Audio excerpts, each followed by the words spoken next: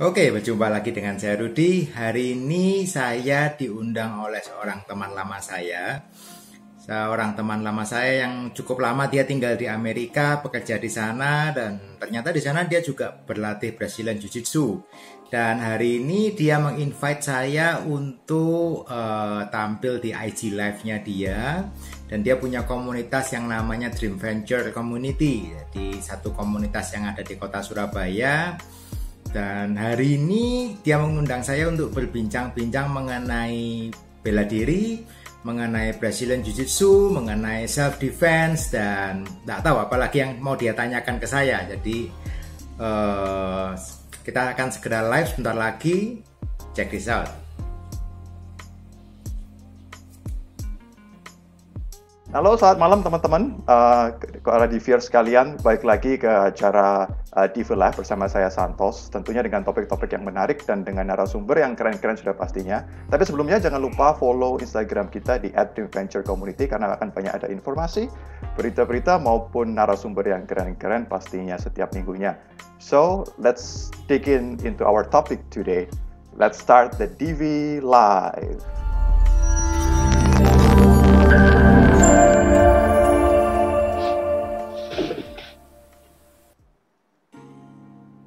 Ya, selamat malam. Kali ini kita sudah bersama narasumber kita, Ko Rudi. Selamat malam, Ko Rudi.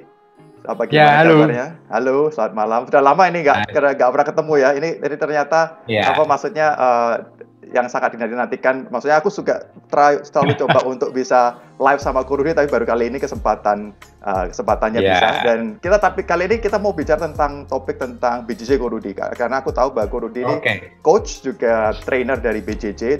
Ko Rudi ini kalau aku mau kenalin sedikit ya. Jadi Ko Rudi ini dia adalah BJJ practitioner. Dia purple belt under Nico Han, sinergi BJJ Nico Han ya.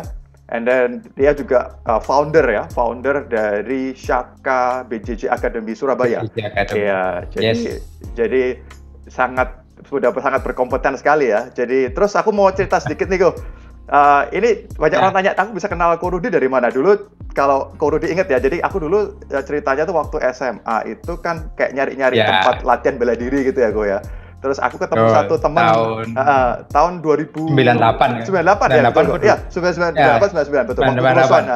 Antara itu. Ya, antara itu. Terus aku sama aku ketemu Ko Dendi waktu itu latihan di sebuah balai di Surabaya Barat. Itu ada tempat latihan wushu gitu. Kita latihan tapi karena latihannya kita nggak bergaya kungfu yang style yang untuk pertandingan begitu ya. Jadi kita latihan sama Ko Dendi, halo Ko Dendi.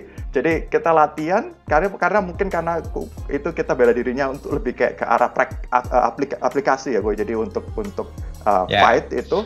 Terus ada AI yang jaga itu marah, kita diusir, katanya kita itu kayak mengganggu latihan. Latihan apa itu? Ya, aku sama Ko Dendi dimarahin. Aku dimarahin dulu, terus Ko Dendi dimarahin. Karena Ko Dendi kan guruku dulu. Ko Dendi itu guruku. Jadi Ko Dendi sih ngajarin aku. Jadi kita diusir, gitu. Diusir. Nggak boleh di sini. Kamu kalau mau latihan itu di luar sana, gitu. Terus waduh, kita cari tempat-tempat. Akhirnya Ko Dendi bilang, aku kenal ada Ko Rudi, namanya Bapak Rudi. Itu temanku, dia juga dia bilang dia BJJ Jiu-Jitsu juga. Tapi waktu itu aku belum tahu BJJ. Aku tahunnya Aiki Jiu-Jitsu ya, aku ya. Soalnya kan waktu itu Aiki Jiu-Jitsu. Aiki Jiu-Jitsu soalnya Ko Rudi BJJ Jepang. BJJ Jepang. Soalnya Ko Rudi waktu itu belajar sampai Sensei Heru ya, aku ya. BJJ. Terus aku kenal sampai Ko Rudi dan akhirnya ternyata kita sama. Kita dulu juga murid Aiki dari Sensei Benka juga ya, dulu Aikido juga gitu ya. Jadi kita latihan awal di sana. Jadi kita cuma 3 orang dulu ya. Aku, Ko Rudi sama Ko Dendi latihan di rumahnya Ko Dendi. Di rumahnya Ko Rudi dulu di garasi gitu ya, gelar matras. Sampai akhirnya. Jadi makanya aku tahu Ko Rudi ini kompeten dari dulu sudah, maksudnya salah satu mentorku gitu ya, belajar tentang. Aku kenal dari MMA jujur dari Ko Rudi gitu ya. Tahu dia mau menggabungkan antara Aiki, terus antara standing martial art lainnya gitu ya, antara Japanese Jiu-Jitsu dan grappling gitu ya. Dulu ada grappling, ada boxing ya. Ko Rudi ngajarin aku dulu boxing. Terus Ko Dendi ngajarin aku lebih kayak ke arah Chinese martial art gitu. Jadi Aku tahu kompetensinya Ko Rudi dari dulu memang hardcore martial art gitu ya, berbagai macam gitu ya. Sampai akhirnya Ko Rudi punya tempat sendiri untuk latihan gitu ya. Oke, kalau bisa Ko Rudi kenalin Ko, apa itu Shaka BJJ untuk teman-teman sekalian ini? Kira-kira apa itu Shaka BJJ? Oke, jadi kalau di tempat latihanku ini namanya Brazilian Jiu-Jitsu. Kalau sekarang mungkin sudah cukup banyak orang yang kenal Brazilian Jiu-Jitsu. Mungkin yang suka lihat di TV, suka lihat ada MMA, mungkin ada UFC, itu banyak yang menggunakan yang namanya Brazilian Jiu-Jitsu. Jadi Brazilian Jiu-Jitsu itu seni bela diri, bukan dari Jepang, tapi dari Brasil. Walaupun asal turunannya juga dari judo, dari Jepang juga. Tetapi sudah dimodifikasi, sudah dikembangkan lagi oleh orang-orang di Brasil, terutama awal-awal dari keluarga Gracie itu. Jadi mereka kembangkan dengan ciri khasnya mereka sendiri, akhirnya dikenal dengan namanya Brazilian Jiu-Jitsu. Jadi agak berbeda dengan Japanese Jiu-Jitsu yang dulu saya pelajari. Jadi dulu awal mulanya saya belajarnya di Japanese Jiu-Jitsu, Santoso juga kan dulu. Terus itu saya mulai kenal di Surabaya, itu sebetulnya masih sangat baru. Di Indonesia sendiri masih sangat baru.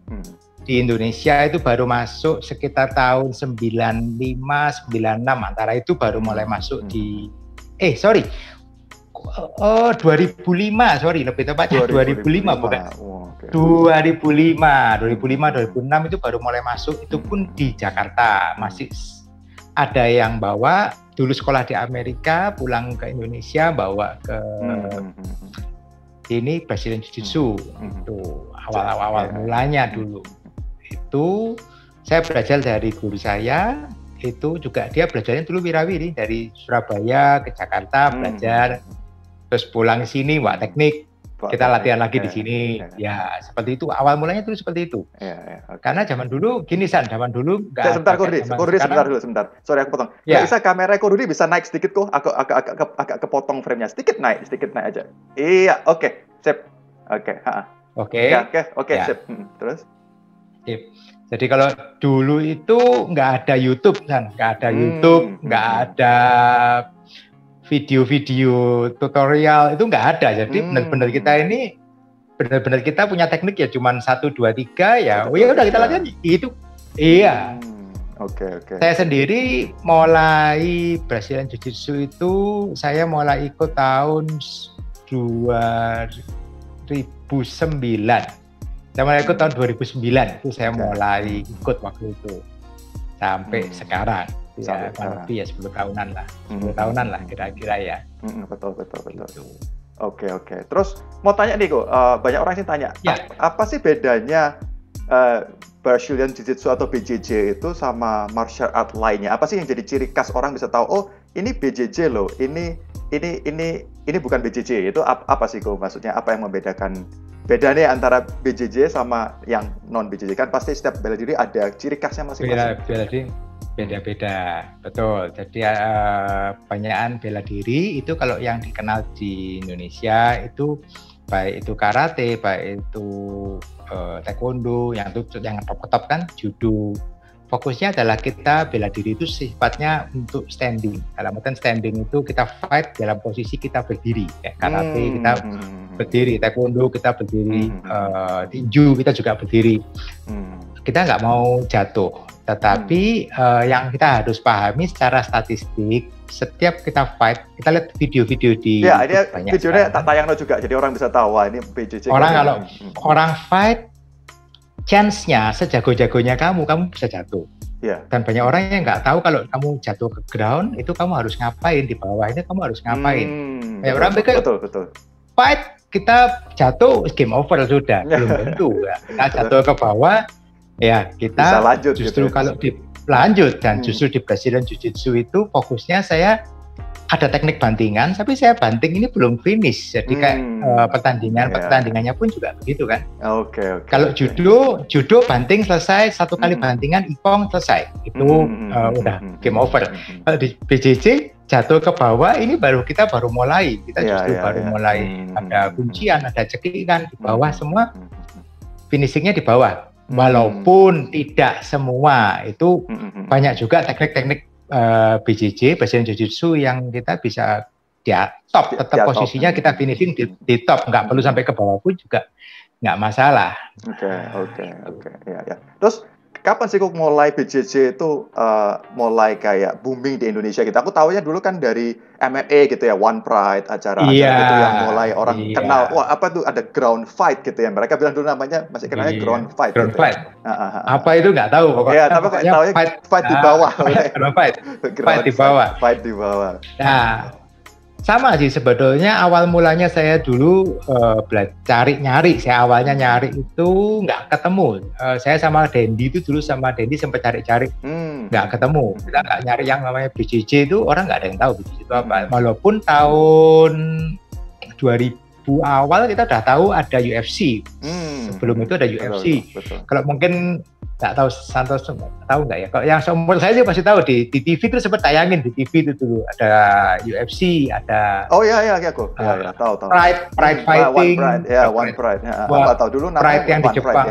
Pride fighting itu. Aku tahu itu K1 ya aku ya. K1 itu kalau K1 itu standing ya. Standing. Kalau Pride itu kayak UFC bisa atas bisa bawah. Nah, itu yang awal mula sebetulnya terkenal di Amerika sendiri, terkenalnya dari sana sebetulnya. Iya, dari keluarga Gracie ya kok ya. Gracie. Dia menang kok orangnya paling kecil pada peserta dia paling kecil tapi dia menang terus. Itu orang baru mulai lihat ada namanya Brazilian Jiu-Jitsu. Nah, itu. Kalau di Indonesia sendiri sebetulnya masih sangat baby sih. Boleh dibilang sangat baby.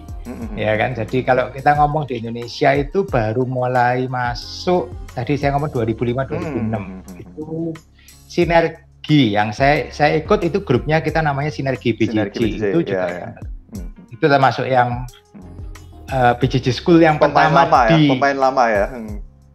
BJJ School pertama di Indonesia. Oke. Wah. Iya, karena guru saya Nikohan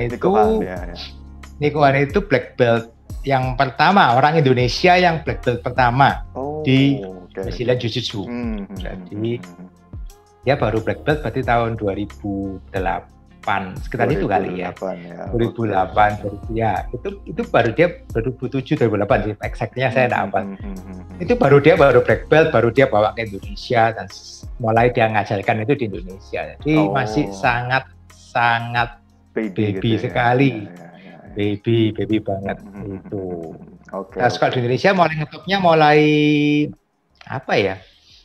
Pertandingan itu kali ya. Kalau mungkin yang ada yang pernah tahu kalau di Surabaya itu yang tiap tahun biasanya ada pertandingan itu di Sutos. Oh ya. Grappling competition itu ya. Grappling competition itu disponsori sama Jarum. Sponsornya. Karena kebetulan dari ownernya Jarum juga ada yang hobi BJJ dan saat ini dia juga beliaunya juga black belt sih saat ini. Oke. Itu ya, itu juga karena dia sangat hobi dengan Brazilian Jiu-Jitsu, dia support untuk mengembangkan yang namanya kompetisi grappling di Indonesia ini. Seperti itu. Oke. Terus ini kok mulai orang banyak tahu. Baik tahu ya. Terus ini mulai kita coba ngomongin BJJ-nya, maksudnya orang-orang yang mau belajar BJJ. Ini ada yang sering tanyakan, ini biasanya paling banyak tanya sama saya, maksudnya penting nggak sih belajar bela diri itu gitu ya? Apapun bela diri kan. Aku kan BJJ, Muay Thai, aku dulu juga boxing kan gitu. Terus aku Aikido, Aikijitsu. Cuman kan orang sering tanya, kamu lapos ya ngapain belajar banyak bela diri? Apakah tapi banyak orang tanya. Kadang-kadang juga jelaskan agak kurang ya. Kalau aku sih karena aku suka artnya, aku suka seninya, aku suka kesehatannya, aku suka bisa boost confidence-nya juga maksudnya bisa jaga diri. Itu kalau aku sih. Tapi menurut Ko Rudi apa sih pentingnya orang itu untuk belajar bela diri itu kok? Apapun lah bela diri, apapun BJJ, Muay Thai. Bela diri apapun. Yes. Pada dasarnya bela diri apapun itu ngajarkan hal yang baik sih pastinya. Tiap orang yang belajar, selama aku ngajar itu tahun 2015 2016 itu aku mulai ngajar ya. Aku blue belt aku mulai ngajar BJJ. Itu orang itu punya tujuannya macam-macam waktu kita belajar bela diri. Nggak harus selalu bela diri loh ya, walaupun namanya itu bela diri. Belum tentu orang itu ikut di kelas untuk jual bela diri. Salah satunya memang yang utama, aku mau belajar untuk bela diri. That's very very good. Ya, nanti panjang lebar itu panjang lebar. Nanti tak. Yang kedua kadang yang banyak juga aku mau badanku sehat. Itu benar juga karena Brazilian Jiu-Jitsu atau mau karate, mau tinju, mau apa itu semuanya itu olahraga yang super good. Ya itu jadi semua organ tubuh itu gerak. Dan itu mau diomong apapun itu bagus. Kemudian juga ada lagi yang mau buat sosialisasi itu juga ya ketemu teman-teman gitu ya, kalau teman-teman satu punya teman-teman yang baru ya kan, dan istilahnya kita pertemanannya pertemanan sehat. Nah, saya boleh ngomong sih pertemanannya sehat karena orang yang di situ juga orang yang cari sehat juga kan? Betul.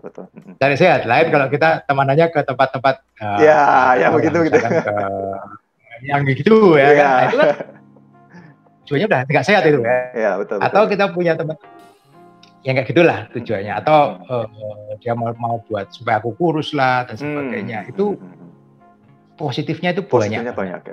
Tapi sekarang saat ini kita spesifik mau ngomong buat bela diri, apakah itu bisa dipakai untuk bela diri? Pastinya. Sekali lagi tergantung. Kenapa saya ngomong tergantung? Kita nggak bisa ngomong, ada orang yang sering ditanyakan tuh gini, bela diri itu paling efektif apa sih kok yang paling efektif? Iya. Bela diri itu semuanya pasti ada efektivitasnya, tergantung orang yang pakai. Betul. Contoh gampangnya sekarang gini, saya punya mobil, let's say aku punya mobil Ferrari. Kalau orang ini nggak terlatih untuk nyetir, ngebut, nabrak, ya kan? Tak kasih kunci Ferrari pun, aku cuma naik Honda Accord juga mungkin menang aku naik Honda Accord. Iya, betul. Dia pegang Ferrari yang mesinnya lebih gede, tapi dia nggak bisa nyetir. Dia nggak bisa juga. Itu analoginya sih seperti itu. Betul. Tergantung orangnya. Iya kan? Tergantung orangnya. Aja orang itu ada yang dia latihannya memang dia getu, dia latihannya niat, ya kan? Atau ada, let's say kita ngomong sama-sama Brazilian Jiu-Jitsu, ini juga kadang ditanyain sebenarnya. Kok aku nggak maju-maju sih kayaknya, yang si itu bakat dia maju. Ya, kalau saya sebagai orang awam mungkin saya bingung jawabnya apa. Kalau saya jadi gurunya, jawaban saya yang paling umum tak tunjukin absensi. Ya kan, yang satu dia seminggu 3 kali, itu seminggu sekali. Meskipun sama-sama ngomong, aku sudah belajar 6 bulan. 6 bulannya orang yang pertama sama 6 bulannya orang yang kedua itu bedanya langit bumi. Iya, betul. Iya kan. Kadang kan kita kan nggak fairnya kan orang kan bilang, aku bisa latihan 6 bulan. Nah, 6 bulannya absensinya berapa? Ya, siapa yang rajin latihan ya, gue? Ya, penting. Latihan itu memang kerasa. Betul.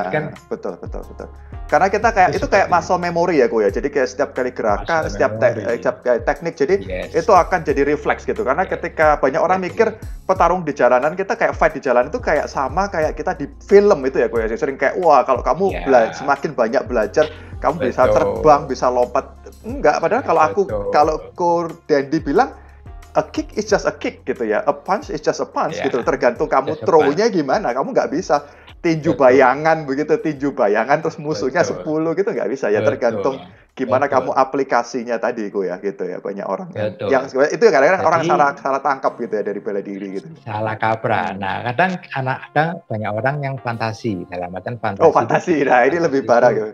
Ya. Fantasi itu kita lihat film. Kalau kita lihat film, 1 orang bisa lawan 2 orang, 3 orang, 4 orang, itu film. Apakah bisa? Ya mungkin banget. Mungkin ya. Tapi itu hal yang terus terang itu sulit dilakukan. Iya betul. Kenyataannya nggak segampang itu, betul. Nyatanya nggak segampang itu. Kenapa? Kalau kita pernah ada yang pernah belajar bela diri. Meskipun kita ngomong kita baca tinju misalkan, kita mukul orang, belum tentu orang ini sekali kita pukul KO. Iya betul. Tak pukul jatuh mungkin berdiri lagi. Nah dia punya itu kalau 1 orang. Kan realitanya kalau apalagi kalau fantasinya dia kan, kayak kita lihat film ya, ngomong yang paling tepat Ip Man ya kan. Ip Man kan fenomenal. Dia lawan 1 orang lawan 10 orang. Lawan 1 itu berat sudah. Kalau kita yang lawan 2, lawan 3. Nah, itu kita harus tahu realitanya. Betul. Karena sekarang, nah kalau saya bisa ngajarkan ngomong bela diri itu sebetulnya fight itu langkah terakhir. Kalau kita kepepet, kepepet, last option ya, last option. Kepepet ya kita fight. Tetapi kalau memang memungkinkan, sebisa mungkin kita nggak fight. Caranya nggak fight gimana? Satu gini, kalau sampai kita kepepet ke posisi harus fight, mostly itu ada step-stepnya yang sebetulnya kita sudah melangkai itu. Contoh gampang, kita masalah yang utama itu sebelum kita masalah fight apa enggak, itu awareness. Nah ini yang banyak orang nggak punya. Contoh ya, ini kita nggak punya awareness. Zaman sekarang ini kita nggak punya awareness. Awarenessnya kenapa kita nggak punya awareness? Satu gampang, kita ini kemana-mana yang dilihat apa sih? Anda lihat jalan apa lihat handphone? Handphone, setuju. Realita loh. Kita jalan di jalan yang sepi, itu kita nggak mikir ini kenyataan gitu. Orang nggak jalan di jalanannya sepi, misalkan, atau di tempat parkir sepi. Anda nggak punya awareness, Anda nggak lihat kiri kanan, fokusnya malah bingungin handphone aja. Chatting gitu ya, Instagram. Tahu-tahu di belakang ada orang ngikuti, ditotong atau apa. Itu sebetulnya kita sudah nggak aware. Kalau kita aware, banyak step sebelum itu terjadi, kita sudah waduh ini ada orang ngikutin nih, kayak udahlah balik masuk mall lagi aja deh, nggak jadi ke parkiran misalkan, atau lihat di parkiran kok sepi ada orang nih misalkan. Ini ngomong skenario yang realita gampang aja. Ada orang nih di parkiran, ada orang nungguin di pinggir di dekat mobil saya ada. Saya sendirian. Apalagi mungkin nih ngomong lah, mungkin saya ini cewek misalkan, saya cewek mau jalan sendirian ke tempat parkir sepi, di sana ada orang satu nungguin di situ. Kalau Anda punya awareness, Anda mikir mungkin nyari konco, nyari temen, ya kan, atau ditungguin dulu sebentar, ini siapa sih di situ, kita nggak tahu. Itu kalau kita lihat ya, Anda nggak lihat ya, Anda fokus di handphone, jalan sama lihat handphone, tahu ada orang di situ. Betul. Orangnya tiba-tiba muncul.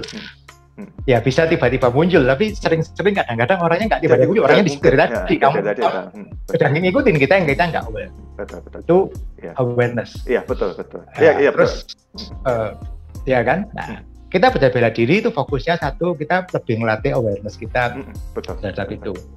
Nah, kedua memang kalau kita kepepet, ya kita bisa melakukan ya self defense itu tadi.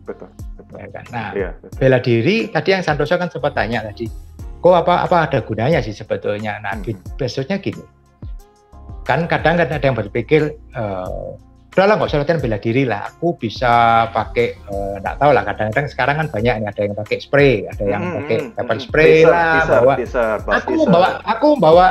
aku punya taser nih, tak taruh di tas, aku di tas kemana-mana aku bawa taser, atau bawa pepper spray lah, itu sekarang dijual di mana-mana. Iya betul. Dan teman-teman saya juga banyak yang punya sebetulnya. Saya juga punya. Iya. Pertanyaannya sekarang, ini kalau kita boleh ngomong realita jujur, barang itu ditaruh di mana? Misalkan cewek biasanya ditaruhnya di tas. Kalau cowok paling kadang kantong celana. Mungkin di kantong, mungkin di tas. Iya betul. Ya kan? Alasannya adalah saya bawa kok. Kalau saya butuh, saya punya. Persoalannya kalau Anda tidak aware, saat Anda tahu-tahu ditodong, sempat tidak Anda buka tas. Betul. Di dalam tas itu ada bolpen, ada tisu, ada minyak wangi, ada. Mau ngambil itu udah nggak ketemu. Iya. Nggak ketemu. Kalau nggak percaya boleh coba sekarang. Tak kasih waktu 2 detik, buka tas, ketemu nggak barangnya. Iya. Betul. Itu dalam kondisi kita normal, nggak ada adrenalin, nggak dredeg, nggak dalam kondisi kaget. Iya, betul. Mau buka tas nemu itu nggak nemu. Apalagi sekarang dalam kondisi Anda lagi kaget ditodong orang, buka tas. Iya, betul. Nggak ketemu. Nah, betul. Itu kalau itu yang terjadi kalau kita mengandalkan benda di luar badan kita. Apakah bisa enggak? Bisa kalau dilatih. Tapi Anda punya pepper spray misalkan, kita ngomong punya pepper spray ini, anggaplah pepper spray. Pepper spray ini Anda yang punya nih ya, kalau yang punya, yang merasa punya di rumah, yang bawa. Pernah nggak nyoba? Ini pernah nyoba nyemprot nggak? 90% teman saya yang belum, beli pasti. itu nggak pernah nyoba nyemprot. Nah sekarang tak tanya balik, itu semprotannya itu sampai berapa meter ke depan, tahu nggak? Betul. Nggak pernah tahu loh. Iya, nggak pernah tahu. Nggak pernah tahu loh. Iya.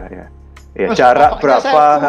Betul. Jarak ya, semprotnya ini ke depan berapa ini? Betul. Nggak tahu. Betul. Pernah nyoba? Enggak sih. Nggak pernah. Betul. Nggak pernah saat pakai. Tahu nggak ini nyemprotnya berapa? Iya. Nggak tahu. Nah itu betul. menurut saya itu malah membahayakan. Nah, itu akan sedikit berbeda dengan kalau kita latihan bela diri. Bela diri itu something install. Kita menginstal teknik, kita menginstal refleks itu ke badan kita. Itu kita install. Jadi kita muscle install memory gitu ya. Dan itu jadi muscle memory. Muscle memory nanti teorinya kalau dibicarain panjang lebar. Tapi intinya Anda melatih sampai gerakan itu di bawah sadar pun itu masuk Anda bisa lakukan. Jadi refleks gitu ya. Tanpa sadar. Kalau mungkin yang pernah latihan atau pernah latihan tinju misalkan ada sometimes kita nggak kerasa ada teman mau say hi gitu, kita refleksnya kita gini. Refleksnya itu kita jelek. Jadi orang lihat, lu kok aneh sih? Ya, tapi masalah kita waktu kaget, kita ada kita kaget, kita nggak tahu ada orang mukul, panggil, kita mungkin dipanggil atau apa, kita nggak tahu, tapi itu something refleks kita sudah. Jadi itu muscle memory. Betul. Sambungannya, jadi misalkan kita pakai Brazilian Jiu-Jitsu, kita kita defend, kita take down. Ya, betul.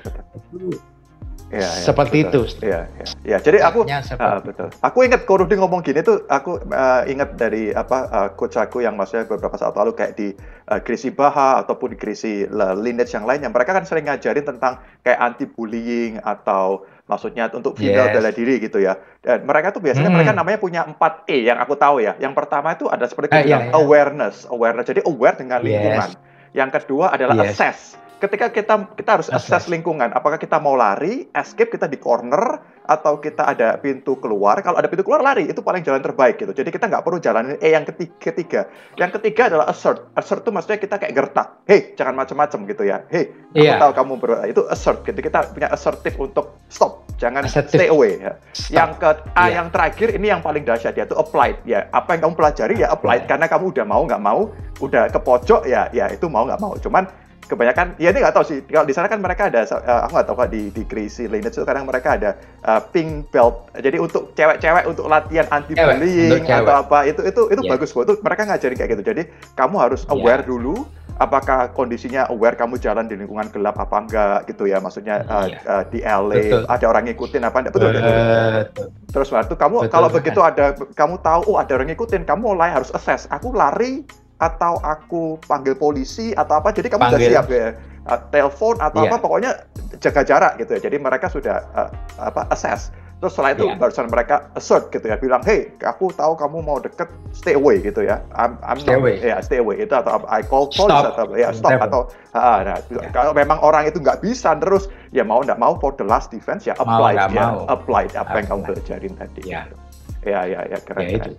Terus ini banyak juga yang tanya sih, kenapa lo? Itu memang step-step yang kadang nggak dilihat orang, yang mereka banyak orang yang lihat itu kan, oh ya kita banting orang gini gitu, itu last resort. Last resort kita fight. Betul.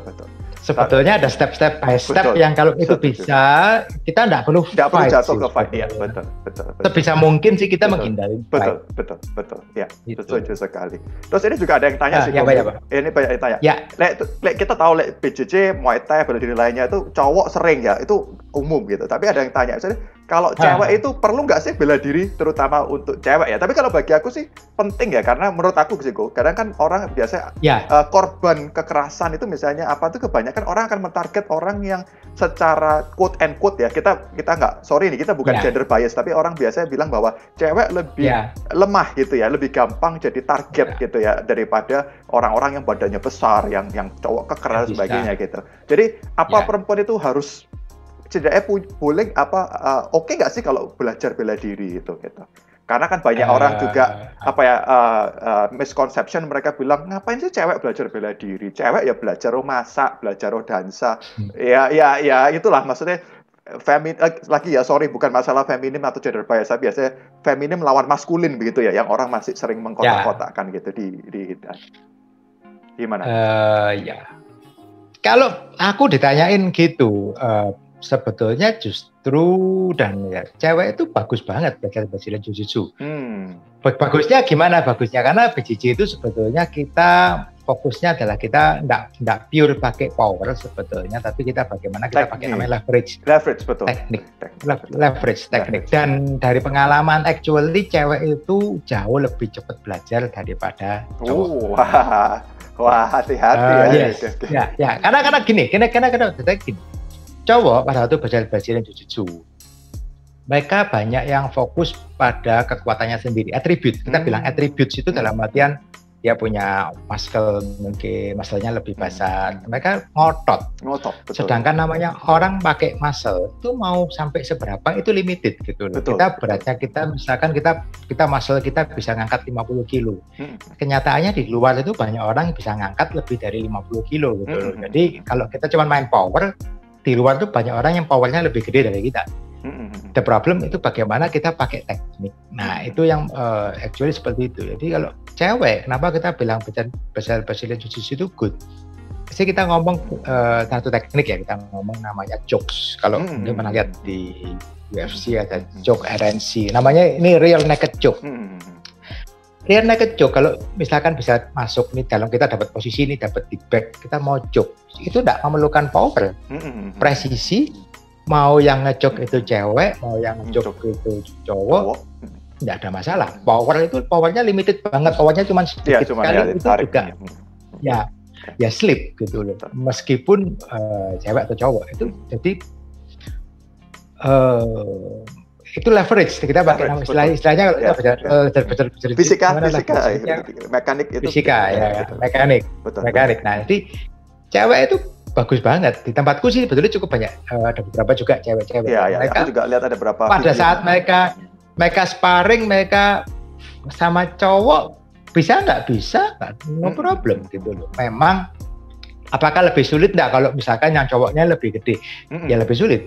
Ya memang kita ngomong weight doesn't matter, tapi ya meter juga. Sama aja, tapi nggak ada bedanya dengan saya cowok misalkan. Kenapa saya belajar Brazilian Jiu-Jitsu? Salah satunya adalah itu tidak mengutamakan fokusnya di power. Betul. Kenapa? Aku ini kecil tuh, San. Kamu kan aku ya kurus. Aku menang tinggi dari kurus. Kamu kurus tapi kamu tinggi tapi. Kamu tinggi. Kamu tinggi ya kan. Beratku cuma tinggiku 165 dengan berat sekarang 65. Sekarang 65 66. Tapi dulu waktu kamu kenal aku pertama kali itu beratku cuma 57 mungkin, 57, 58 di bawah 60 berarti. Itu bayangin. Kalau aku main power, nggak lama ya ketemu sing lebih gede ya baik-baik. Nggak bisa mau ya susah banget untuk menang. Tapi kalau kita pakai leverage tadi itu bisa gitu. Dan sampai hari ini pun kamu ada fotoku nggak ya? Fotoku kalau kamu lihat di Instagram, kalau mungkin lihat Instagramnya Syaka atau di mana. Aku ini ngajar, dan aku ini tetap di kelas itu aku paling kecil. Dengan beratku 60, dengan beratku yang 65 kilo ini, murid-muridku itu rata-rata beratnya 75, 80, 90, 100 kilo lebih. Nah itu kalau kalau kita ngomong Brazilian Jiu-Jitsu itu pakainya cuma power, ya aku nggak mungkin bisa ngajar. Aku kalah sama mereka. Tapi kalau kita fokusnya di teknik, no problem gitu. Saya sparring sama mereka ya fine. Betul. Fine aja gitu. Karena teknik itu penting kayak gitu. Betul. Iya kok. Karena Koko ngomong gini, itu juga mengingatkan aku juga. Selain waktu Koko dulu ngajarin aku juga di waktu aku train di US juga, mereka juga ngajarin maksudnya tentang join, tentang maksudnya persendian ya, terus tentang tadi leverage gitu. Terus itu semua sebenarnya mekanik sih, maksudnya kayak tuas, seperti sistem tuas, kamu bagaimana mengungkit gitu ya. Kamu ngungkit, kamu twist, kamu rotate gitu ya. Kamu twist, kamu rotate, you lift gitu kan. Lift up gitu ya. Pin down itu semua principally maksudnya kayak physics gitu. Jadi aku senangnya bela diri ini karena apa ya, secara logika masuk akal gitu ya. Kita nggak ikutin bela diri yang secara aneh-aneh begitulah ya, yang dengan kekuatan-kekuatan lain gitu, kayak enggak lah, kita ngikutin secara yang make sense gitu. Dan BJJ ini kalau aku rasa memang memakai keunggulan itu tadi, jadi tahu tentang join manusia gitu ya, terus sendi-sendi gitu ya, tentang apa dulu karena aku ingat dulu Ko Dendi juga pernah ngajarin Cina gitu ya. Cina itu kayak yang tapi kayak istilahnya kayak aikidonya Chinese gitu ya. Aikidonya Chinese gitu. Jadi ya. Terus ini kok, terus banyak orang juga mau tanya lagi sih ini, maksudnya kayak apa maksudnya, kalau untuk tadi kan Ko Rudi bilang kan untuk cewek juga maksudnya efektif gitu ya, maksudnya aplikatif dan efektif gitu ya. Biasanya apa sih teknik-teknik yang biasanya cewek-cewek itu biasanya yang at least harus dipelajari dulu ya, maksudnya orang kalau dia mau belajar itu apa aja? Apakah dia harus belajar take down dulu, atau choke, atau grab, atau lock, atau apa sih biasa, atau escape? Biasanya escape itu kan kalau cewek udah di bawah, kebanyakan kalau sudah dia di istilahnya ditaruh di bawah, biasanya kan orang-orang dalam kondisi dia ditekan gitu ya, di pin down ke bawah gitu. Nah, escape harus gimana? Ya. Apa aja sih biasanya kok teknik-teknik yang akan diajarkan di tempatnya Koko untuk cewek-cewek khususnya ini ya, berapa kayak gitu? Betul, gini, pada dasarnya sih kalau di tempatku secara spesifik kelas cewek itu aku nggak ada, belum ada sih. Sudah gara-gara corona sih, aku sebelumnya udah sempat kepikir sih, aku mau buka kelas yang memang cewek, karena kebetulan lagi banyak cewek yang mau ikut gitu. Ya aku sempat kepikir untuk mau buka kelas khusus untuk cewek memang. Cewek ya gitu. Cuman ya karena corona ini jadi cancel dulu ya kan. Sampo pink Hello Kitty gitu ya. Hello Kitty gitu. Keren sih. Ya. Keren. Cuman pada dasarnya gini, kalau di tempatku untuk yang baru mulai belajar itu ada kelas namanya kelas fundamental. Kelas fundamental itu ada sekitar 20 kelas itu. Materinya aku rotate sih, materinya rotate 1-20 lagi. Itu isinya adalah materi basic untuk Brazilian Jiu-Jitsu, dan itu works baik cewek maupun cowok, itu works. Jadi di Brazilian Jiu-Jitsu actually aku tidak ada gender gitu bukan ya. Tempatku di luar negeri pun sebetulnya basically teknik fundamental itu adalah teknik yang super works baik cewek, cowok. Bahkan untuk kelas anak-anak pun actually ada kelas anak-anak itu di tempatku pun itu juga sebetulnya adalah materi yang sama dengan materi dewasa. Same, materinya materi fundamental, basic-basicnya itu tadi. Baik, kayak contoh tadi yang Santoso tadi ngomong kan, kalau kita ditindih di bawah, cara escape-nya bagaimana, itu baik untuk cewek, baik untuk cowok, sama. Untuk anak-anak itu teknik yang sama. Nggak ada teknik berbeda. Oh, kalau cewek tekniknya A, kalau cowok tekniknya B, untuk anak-anak tekniknya C. Enggak, no. Justru itu buat aku itu menariknya Brazilian Jiu-Jitsu. Brazilian Jiu-Jitsu itu works for buat yang cewek, cowok, size-nya besar works, size-nya kecil works. Itu sih buat aku menarik banget. Jadi ya itu law of physics sih. Law of physics, betul, setuju. Dibongkar satu persatu itu betul law of physics kan. Meskipun kita ngomong itu apalah whatever, ya kan. Itu intinya law of physics sebetulnya, yang betul bisa dijelasin banget kenapa kok ini works, enggak. Kenapa orang bisa aku take down orang yang lebih gede, kenapa aku bisa banting meskipun itu teknik bantingan basic kan, bantingan hip throw kan. Pernah di Amerika pun saya rasa hip throw juga ada. Orang kan mikir hip throw itu ya apa caranya ya, orang yang badannya bisa jauh lebih gede kita bisa banting, berarti sekian bisa works karena ya leverage itu tadi kan. Betul. Jadi itu menariknya sebetulnya di Brazilian Jiu-Jitsu, teknik itu works tanpa membedakan size, tanpa menggunakan gender. sip. Cuman memang mungkin nanti kalau untuk kelas women class itu akan ada pendekatannya sedikit berbeda pendekatannya. Itu. Tapi overall tekniknya same teknik.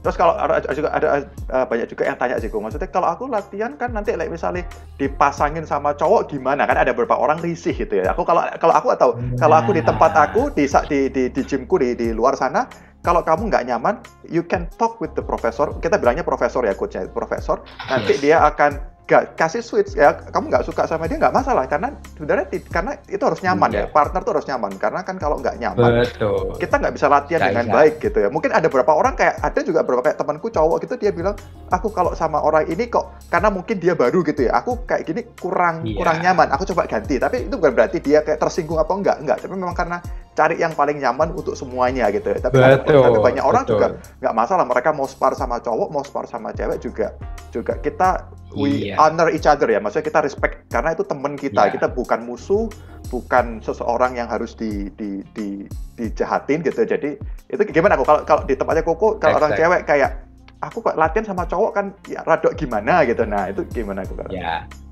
Jadi gini, sebetulnya kalau tempatku ini cewek belum terlalu banyak sih ya. Tempatku cewek ada 3-4 orang. Kita yang ada di tempat saat ini sih di kelasku sih nggak ada masalah. Mereka mau mix, mau sama siapapun sih so far nggak ada masalah. Dengan si A, si B, si C itu nggak ada masalah. Cuman memang sempat ada kepikir sih kalau misalkan nanti ada cewek yang gitu-gitu ya, memang kita akhirnya memang mungkin perlu yang namanya kelas ya cewek women's class itu tadi. Women's class. Cuman dibagi women's class itu juga tidak menutup kemungkinan ada minusnya sebetulnya buat kita belajar. Kalau kelas di umum kan kita cewek cowok dicampur ya. Jadi memang kita pasangannya cewek bisa pasangan dengan sama-sama cewek atau sama cowok. Atau karena bisa sama cowok. Kalau aku guide rules-nya adalah aku tidak masangkan orang yang beratnya lebih dari 10 kilo aku enggak. Kasihan juga itu ya. Kalau untuk cewek. Tapi meskipun actually ada cewek yang di tempatku yang sudah cukup lumayan ya sama yang beratnya gitu lebih ya enggak ada masalah actually gitu. Tapi kalau untuk awal itu biasanya kita lihat bawah 10 kilo lah selisih beratnya ya, yang cewek 40 ya cowoknya yang 50-an lah paling enggak lebih dari itu. Walaupun kalau kita yang cowok biasanya kalau yang sudah lebih pengalaman, yang sudah blue belt mungkin atau apa, mereka pasang-pasangan dengan cewek yang lebih kecil pun mereka bisa ngatur untuk leverage weight-nya, mereka nggak di full dijatuhin, ditimpain semua ya. Mereka kita bisa jaga-jaga sendiri. Atau mungkin sama aku ya bisa juga. Itu biasanya seperti itu. Nah, kalau kelas yang dibedakan, nah ini katanya banyak permintaan, soalnya ada permintaan sih, waktu itu sudah ada permintaan gitu. Kok bikin kelas yang cewek aja, karena aku nggak comfort kalau sparring sama cowok. Nah, that's the problem. Kalau tujuannya memang untuk sport aja, itu nggak ada masalah. Kelas cewek, women's class only, itu nggak ada masalah. Tapi kalau kita berpikir kita mau belajar untuk ke arahnya, aku mau untuk bela diri, kalau Anda pasang-pasangannya cuma sama cewek, Anda nggak bakal ngerti rasanya kalau Anda misalkan ditarik sama cowok misalkan, ditarik itu ya, yang langsung gitu. Body structure-nya ini beda. Betul. Beda. Nah, itu atau mungkin power-nya beda juga dan sebagainya. Kalau nggak pernah sparring dengan cowok, kalau tujuannya cuma aku cuma mau untuk sport, no problem. Dan untuk sport sama cewek, terus sparringnya sama cewek sepanjang hidup, no problem. Tujuannya dia sport. Kan, it's okay. Tapi kalau tujuannya dia untuk self defense atau dia mungkin mau compete dan sebagainya, nah, itu cross train antar gender itu penting. Menurutku itu sangat membantu. Ya, itu memang tidak serta-merta kuat semua semua bisa. Ada masing-masing punya preferensi memang. Kayak gitu. Oke. Terus ini kok ada yang sering juga ditanyain sama aku. Kamu latihan itu selain bela diri apa sih gitu ya? Apakah bisa? Kalau aku bilang jujur untuk kesehatan. Kalau aku ya biasanya selain bela diri tadi untuk kesehatan cari keringat gitu ya, cari keringat kesehatan. Sama kayak aku main sepak bola, main basket sama cari keringat kesehatan. Terus muscle flexibility. Jadi aku berusaha untuk muscleku ini aktif gitu ya, nggak numpuk lemak aja gitu. Terus tapi cewek sering tanya itu bisa kurus nggak sih gitu. Nah itu yang dari aku latihan gini itu bisa kardio nih ya apa bisa kurus enggak atau maksudnya badanku ojo-ojo aku latihan gini tuh kekar jadi kayak gitu kan karena kayak aku malu nah itu yang ya apa nih kalau diomong apakah bisa buat kurus, jawabanku sangat bisa karena bela diri itu pada umumnya latihannya seluruh badan. Beda kalau kita fitness itu misalkan aku dulu melatih fitness di soalnya. Iya. Ini di kolom komentar, kolom komentar ada yang bilang bekas muridnya apa ini dulu tempatnya Koko itu power gym ya katanya. Ada muridnya Koko yang nonton ini anak power gym. Ya, anak power gym ya. Dulu aku kalau di tempat fitness misalkan kita latihan chest ya kita cuma latihan chest. Yang capek apa ya cuma chest. Hari ini besok latihan back yang capek cuma back, kakinya enggak, chestnya enggak ya kan. Nah, jadi part body part. Sedangkan kalau kita latihan kayak bela diri, apapun bela diri nih actually sih, mau latihan karate, mau latihan taekwondo, mau latihan boxing, apalagi kalau Brazilian Jiu-Jitsu itu yang gerak seluruh badan. Jadi tak jamin capeknya itu seluruh badan. Kenapa? Karena otot seluruh badan ini dipakai. Bahkan jadi otomatis kalau otot semakin banyak otot yang dipakai, otomatis pembakaran semakin banyak. Otomatis ya kalau kita ngomong untuk membakar lemak, mau menurunkan berat badan itu sangat bagus. Gitu. Sangat bagus. Karena Brazilian Jiu-Jitsu ini aneh, sebetulnya aneh. Anehnya gini. Banyak muridku, banyak yang backgroundnya dia dari fitness juga, banyak yang dia merasa bahwa aku cukup fit, aku cukup strong untuk aku fitness badannya keker. Ya terutama yang fitness yang keker banyak. Banyak. Pada saat mereka ikut kelas Brazilian Jiu-Jitsu itu megap-megap rata-rata. Pada saat mereka ikut sparring KO-nya kenapa lo? Kok bisa? Dia akan banyak yang heran, kok bisa ya? Padahal badanku ini kan maksudnya cukup terlatih, muscle-nya banyak dan sebagainya. Kenapa bisa? Kok capek ya? Kok kayak gini ya? Karena gini sebetulnya. Misalkan kita ngomong kamu latihan fitness nih, umum orang-orang banyak orang fitness kan sekarang kan bench press kok aku bisa 80 kilo, banyak 80 kilo banyak. Paling Anda pakai itu berapa detik cuma? Betul. Berapa repetisi paling? 10 repetisi, naik 1 detik, turun 1 detik, 2 detik. Kali 10 repetisi cuma 20 detik. Terus apa habis itu? Rest. Ya kan? Anda ganti plates, balasi message dulu. Ya kan? Terus baru ngangkat lagi. Jadi actually muscle di badan ini terbiasa cuma terbiasa kuat selama 20 detik itu tadi. 20 detik rest. Nah, sedangkan kita ngomong untuk Brazilian Jiu-Jitsu, 1 round untuk sparring itu 5 sampai 6 menit. 16. Betul. 16-an. Muscle-nya tidak terbiasa tidak terbiasa bekerja sejauh itu. Nah, padahal kita ngomong self defense. Misalkan kita ngomong kepepet untuk self defense nih. Atau tidak tahu lah di serang orang atau gimana. Mostly fights bisa lebih dari 10 detik, 20 detik. Kecuali 1 hit KO ya. Iya, naik kena. Nggak kena. Lek musuh bangun lagi gitu ya. Kena musuh bangun lagi. Iya, Kak. Atau apa? Nah, itu kalau nggak terbiasa ya habis. Nah, karena penggunaan ototnya berbeda. Nah, itu tadi. Kalau tanya orang, apakah badannya bisa berotot kalau latihan Brazilian Jiu-Jitsu? Enggak juga sih. Kenceng iya. Pasti. Tapi kalau sampai berotot kayak orang fitness nggak bisa. Apalagi cewek ya. Cewek itu hormon testosteronnya itu tidak setinggi cowok. Kita yang cowok aja latihan BJJ juga badannya ya kenceng aja, nggak sampai berotot yang gimana, enggak. Betul. Apalagi cewek, kenceng iya, berotot enggak. Anda coba, kalau mau coba cari di Instagram, buka namanya Gesari Matuda. Gesari Matuda itu, ya kalau yang tahu BJJ pasti tahu ya kan, itu black belt, world champion. Biasa, ya. Badannya kayak model. Betul. Badannya badan model. Betul. Loh, itu kenyataan, ya kan? Itu kenyataan. Iya, betul. Ya, atau yang dulu kalau orang yang ngetop lagi mungkin siapa kayak Kyra Gracie atau itu black belt, world champion. Badannya ya cuman gitu-gitu aja kok. Betul. Atau yang baru lagi mungkin yang BJJ black belt lagi, Mackenzie Dern. Mackenzie Dern juara UFC juga kan? Dia di UFC itu bela UFC, juara UFC juga. Ya badannya ya enggak, badannya ya bukan yang berotot gimana, kenceng iya, berotot enggak. Kecuali dia pakai steroid, kalau pakai steroid angkat tangan. Kalau pakai steroid ya angkat tangan. Tapi kalau enggak bakal bisa sampai berotot gimana enggak.